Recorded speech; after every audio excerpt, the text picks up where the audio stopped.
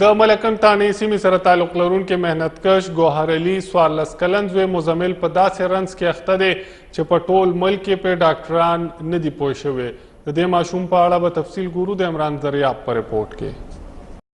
نن سبا په نړۍ کې په زرګونو رنځونه دوام لري چې بعضې پکې لاعلاجه هم وي. د ژوند تېرېدو سره سره د دغه لاعلاجه رنځونو شمېره یو په دوه کېږي چې ډاکټران یې د علاج نه بېوسه وي. دغسې د ملکن تانې سیمې 14 کلن مزمل هم په دې رنځ کې اخته دی. د مزمل مور او پلار په ډېره بېوسۍ کې د زوی علاج جاري وساتو، خو د بیا دپاره هغوی د نور علاج توان نه لري. 14 کلن مزمل د اووم جومات طالب علم دی. یو کال اګاوي یې د سترګو نظر په کمېدو شو، خبرې یې بندې شوې او د جسماني معذورۍ له وجې په کټ پرېوتو او د بل محتاج شو.